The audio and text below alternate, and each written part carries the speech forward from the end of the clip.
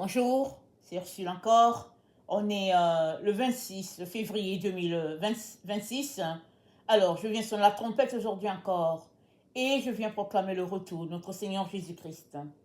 Amen, soyons tous bénis, soyons remplis de la joie de notre Dieu. Je viens parler des jours qui sont mauvais. Notre texte se trouve dans Éphésiens 5, le verset 15 à 16. Je vais enseigner aujourd'hui dans la version de Taube.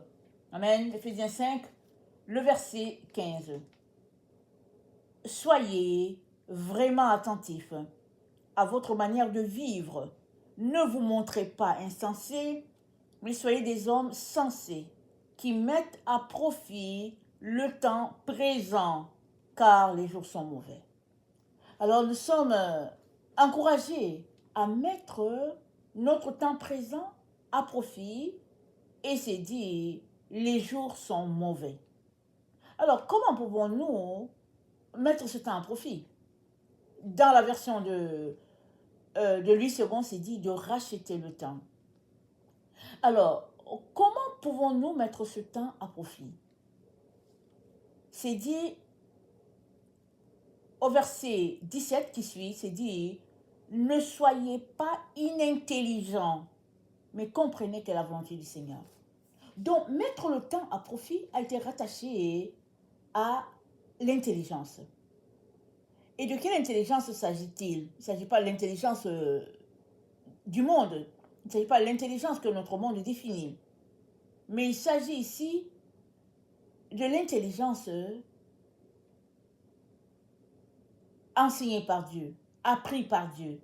Et cette intelligence dont le Seigneur parle, nous pouvons le trouver dans Proverbe 2 et dans la Proverbe 2 à partir du verset 1. Alors, Proverbe 2, le verset 1, ça dit ceci, Proverbe 2, verset 1. Mon fils, si tu reçois mes paroles et si tu gardes avec toi mes préceptes, si tu rends ton oreille attentive à la sagesse et si tu inclines ton cœur à l'intelligence, oui, si tu appelles la sagesse, si tu élèves ta voix vers l'intelligence, si tu la cherches comme l'argent, si tu la poursuis comme un trésor, alors tu comprendras la crainte de l'Éternel et tu trouveras la connaissance de Dieu. Donc, être intelligent, c'est appeler la sagesse, c'est élever la voix vers l'intelligence et c'est chercher l'intelligence de Dieu, la sagesse de Dieu, comme on chercherait l'or, l'argent, comme on irait dans des mines. Vous savez, les travailleurs des mines, ils se lèvent tôt le matin, il fait encore nuit, ils se lèvent, on ne sait pas si c'est à 3 h du matin ou 4 h du matin, ils s'en vont. Souvent, ils se mettent à marcher. Souvent, il faut prendre un camion qui est là, qui les embarque. Et ils s'en vont, ils arrivent là-bas quand il fait encore nuit, en fait. On va les voir souvent avec des torches accrochées à leur tête. Et puis, ils sont dans le souterrain. Ils descendent en profondeur. Pendant combien d'heures travaillent-ils là-bas? On ne sait pas. Est-ce que c'est aéré? Je ne pense pas. Ou bien, comment c'est aéré? Je ne sais pas. Je n'ai aucune idée.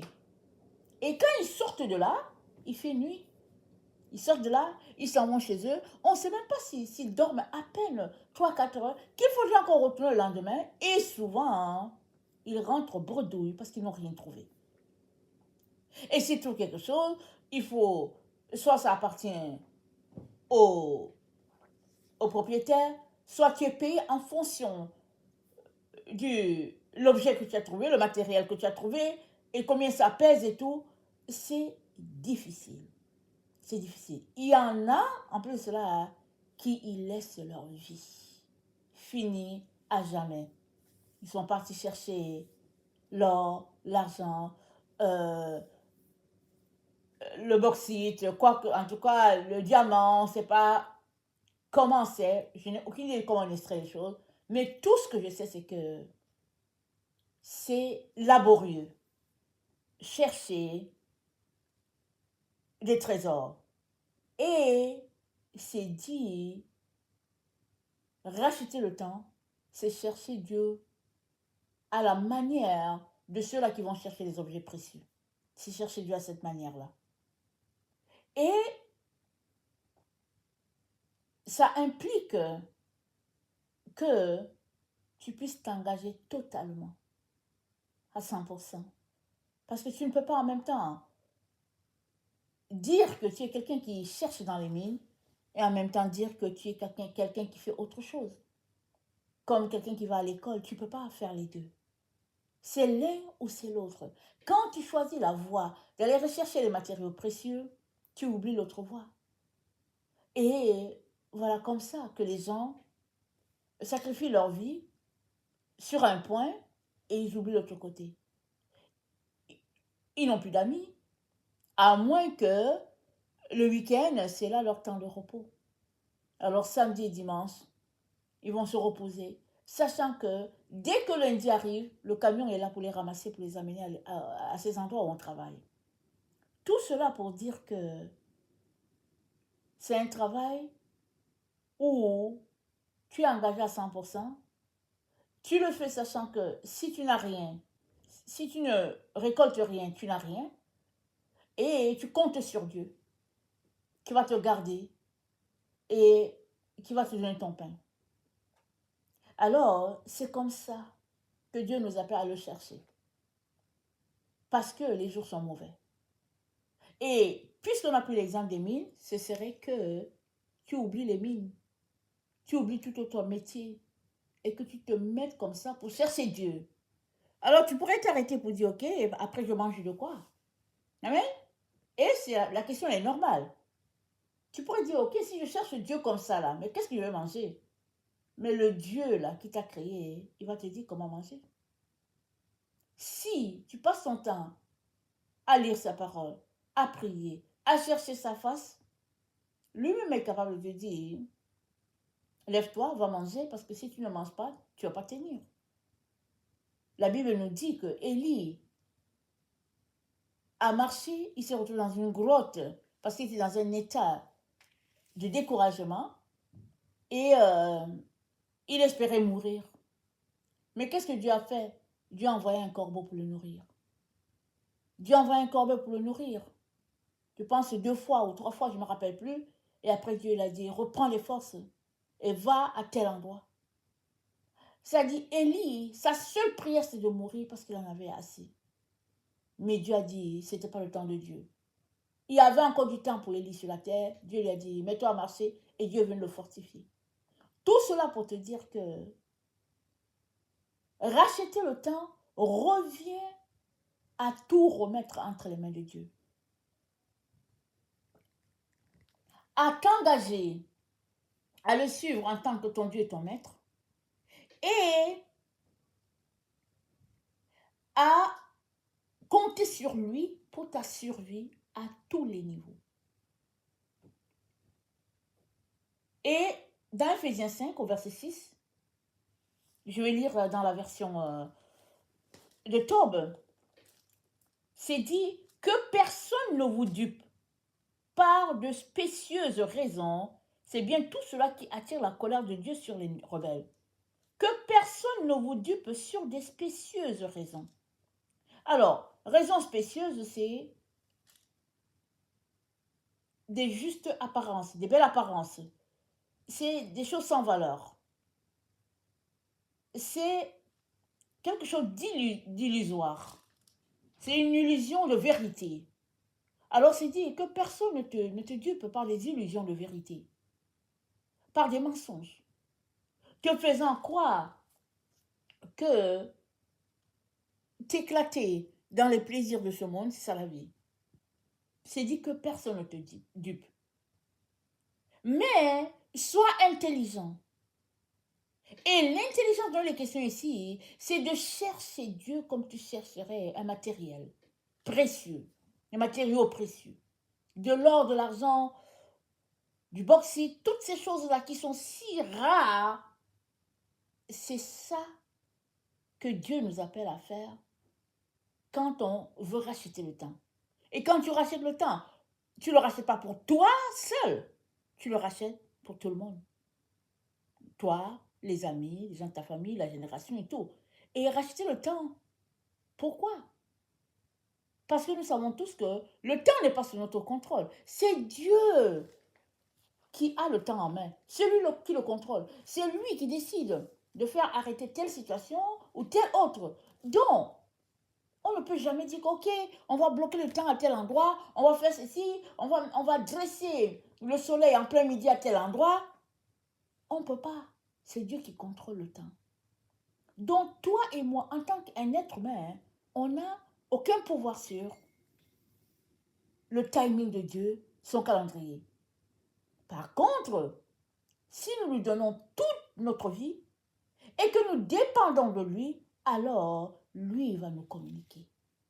Lui va nous communiquer le timing dans lequel on est et comment on devrait marcher pour lui être agréable. Et Ephésiens 5, le verset 9, j'ai toujours dans la version Taube, ça dit « Vivez un enfant de lumière ». Ephésiens 5, le verset 8. Vivez un enfant de lumière. Alors, comment vivent les enfants de lumière? Ça veut dire qu'il y a une manière de vivre, et puis on va dire ça c'est un enfant de lumière, et une autre manière de vivre, on va dire ça c'est un enfant de ténèbres. Et la Bible nous dit de vivre comme les enfants de lumière. C'est-à-dire, les actions que nous posons doivent refléter que, tiens, ils sont en train de marcher dans la lumière. Tiens, ils sont en train de marcher dans les ténèbres. Et marcher dans la lumière, n'est-ce pas? C'est professer Christ à tous égards dans tout ce que nous faisons. Alors, on pourrait s'arrêter pour dire comment est-ce que ce sera possible? Parce que les jours sont mauvais. Alors, comment est-ce qu'on va faire pour ne pas dérailler? Alors, Galatiens, le verset 10 dit, si vous êtes conduits par l'esprit, vous n'êtes pas sous la loi. Et les œuvres de la chair sont manifestes, c'est l'impudicité, l'impureté, la dissolution, l'idolâtrie, la magie, l'inimitié, les querelles, les jalousies, les animosités, les disputes, les divisions, les sectes, l'envie, l'ivrognerie, etc. et les choses semblables. On peut continuer d'ajouter. Ça, c'est ceux-là qui ne marchent pas dans la lumière. Et ceux qui marchent dans la lumière, c'est le contraire de ça. C'est dit que le fruit de la lumière, c'est l'amour, la joie, la bonté, la bénité, la fidélité, la douceur, la tempérance. Donc, c'est deux façons de faire carrément opposées.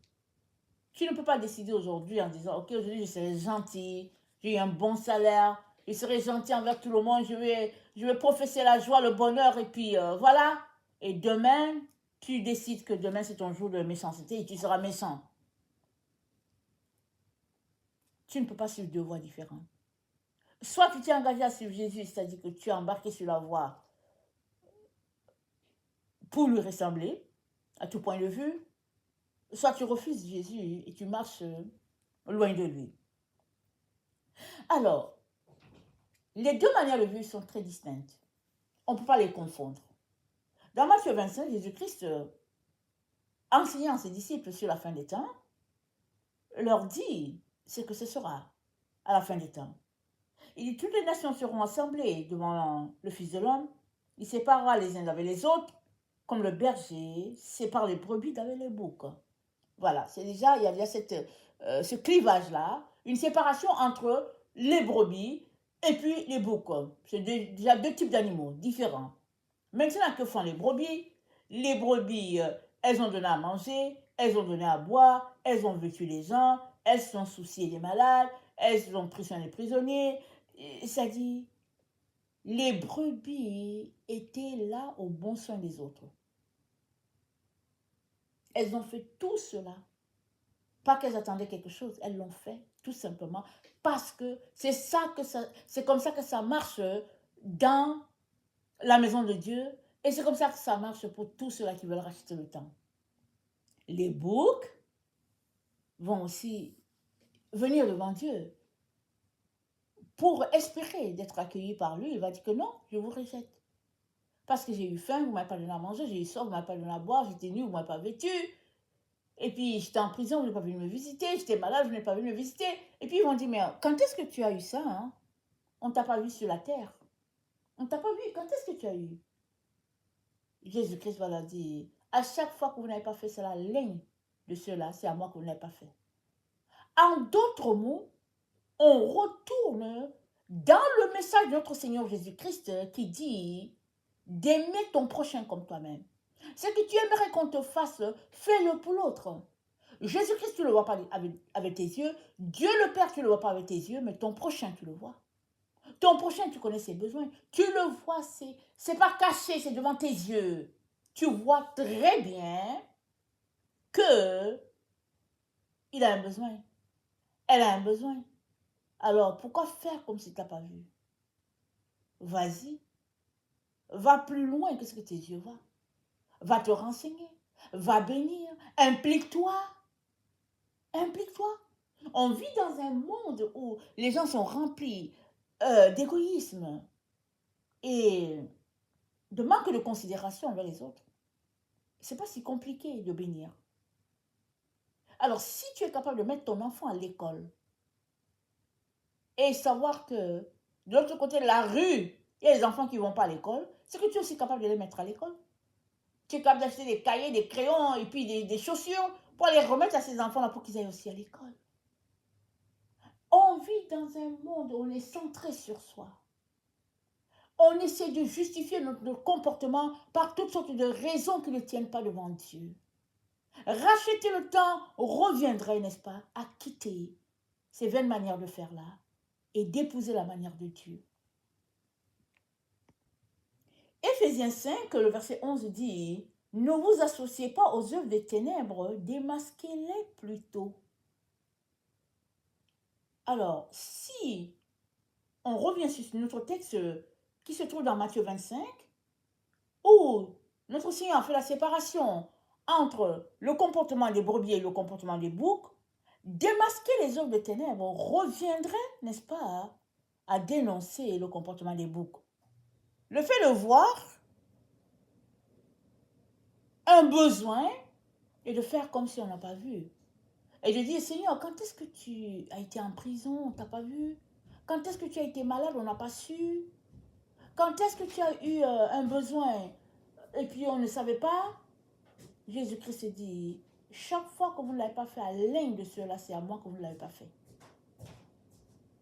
Chaque fois que tu as vu quelqu'un dans le besoin et que tu n'as pas intervenu, c'est à Jésus-Christ que tu as fait cela. C'est-à-dire que tu n'as pas intervenu.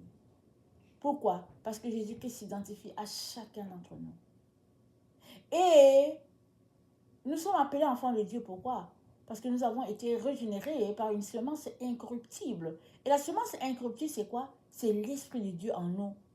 Ce qui fait qu'on ne se comporte plus comme les animaux, on se comporte comme des humains à l'image de Dieu. Les animaux même sont capables de s'entraider. Regardez les animaux avec leur groupe, leur catégorie.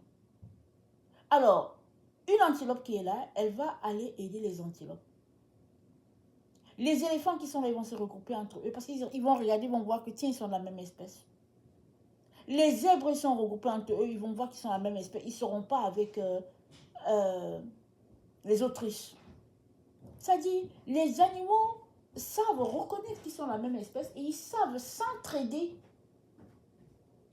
Alors, nous sommes de la même espèce des humains. Créés à l'image de Dieu, Jésus-Christ est mort pour nous, il nous a rachetés. Mais qu'est-ce qui fait que quand on se voit, on ne se reconnaît pas? Et on vient même mettre des barrières entre nous à cause de la couleur de la peau. Parce que la couleur de la peau, ce n'est que de la façade. L'autre, il est de ton type. Comment fais-tu pour ne pas savoir que l'autre a besoin de tes grâces, de ton affection, de ton écoute? L'autre a besoin que tu puisses intervenir. En plus, si tu es capable d'aider tes enfants, c'est que tu es capable d'aider les autres enfants, selon la mesure que Dieu te donne. Pourquoi? Parce que Jésus-Christ a dit, laissez venir à moi les enfants et ne les empêchez pas. Il n'a pas dit, laissez venir à moi tes enfants. Il a dit, les enfants. Alors, ça dit, il compte sur toi pour aider tous les enfants que tu pourrais aider. C'est ça, c'est-à-dire, voilà la différence que le Seigneur aimerait qu'on fasse dans notre comportement en tant qu'enfant de Dieu et le comportement des autres qui ne connaissent pas le Seigneur. Ceux qui ne connaissent pas le Seigneur, ils ont une vie, n'est-ce pas, centrée sur eux-mêmes. Mais toi qui connais le Seigneur, ta vie n'est pas centrée sur toi, elle est centrée sur Jésus. À partir de là, tu es porté à ce qui emporte ton Seigneur. Et si le Seigneur est passionné pour telle situation, sa passion est aussi la tienne. Voilà pourquoi le Seigneur nous dit, les jours sont mauvais, il nous dit de les racheter. C'est-à-dire, ne mets pas tes efforts n'importe où. Ne mets pas tes efforts à t'asseoir pendant 2-3 heures et regarder un match, alors que tu es capable de te mettre à genoux pour prier pour une situation grave à quelque part sur la terre. Même si tu ne connais pas les gens, tu es capable de dire, ok, il y a une telle situation de trouble à tel endroit de la terre, je vais me mettre à prier, je vais leur accorder un peu de mon temps. Le Seigneur le voit, alors que tu accordes 1 heure de ton temps pour prier pour les gens de l'Indonésie, le Seigneur va aussi accorder plus qu'1 heure pour prier pour toi, pour te bénir, pour te garder, et puis intervenir, pour répondre à tes besoins, et puis je peux continuer, n'est-ce pas? Donc, nous avons besoin de regarder où se trouvent les priorités de notre Dieu et tourner notre attention dans cette direction-là. Quitte à laisser de côté ces programmes que nous avons déjà faits à l'avance, sachant que le Seigneur a besoin de nous à cette heure où nous nous trouvons et s'apprête à cause d'une situation donnée. Alors, oublions nos intérêts, oublions nos besoins, tournons-nous vers notre Dieu. Amen. Lui qui manifeste la lumière dans nos comportements est capable de nous aider à marcher dans la lumière jusqu'à la fin de notre parcours sur cette terre. Parce que nous avons décidé de racheter le temps et c'est à lui que nous avons fait appel. Nous n'avons pas fait appel à toutes sortes de situations mondaines. On a fait appel à notre Dieu. On dit, Seigneur, viens à ma rescousse, viens à notre rescousse. Et alors que tu t'associes avec le Seigneur pour pouvoir racheter ce temps-là, pour tout un chacun, pour toi, pour ton voisinage, pour tout le monde, le Seigneur est là. Il voit d'un œil agréable tes sacrifices et il vient effectivement pour pouvoir te sauver et puis sauver toutes ces personnes avec qui, ou bien pour qui tu pries. Amen. Alors, il n'est jamais trop tard pour aller à Dieu. Tu peux avoir pris une mauvaise décision il y a quelque temps, mais avec Dieu, on est toujours capable de repartir à zéro. Alors, je viens t'encourager à repartir à zéro. Tu repars à zéro comment? Tu viens devant Dieu pour lui demander pardon pour tes erreurs. Si tu le connaissais avant et que tu t'es égaré, dis-lui, Père, je reviens à la maison. Aide-moi à marcher désormais dans le vrai et conduis mes pas. Amen. Si tu n'as jamais donné ta vie au Seigneur Jésus, voici aujourd'hui, c'est le jour du salut. Ouvre ta bouche, invite-le, demande-lui de venir dans ta vie, combler, n'est-ce pas, tous ces manques que tu as et être le soutien de ta vie à tous les niveaux. Parce que si tu as le Seigneur Jésus, tu as tout. Amen. Mais si tu as tout et que tu n'as pas le Seigneur Jésus, tu n'as rien. Le Seigneur Jésus, c'est la plénitude de tout. Alors, je viens fortement t'encourager à t'unir à lui. Ouvre ta bouche, invite-le, il viendra.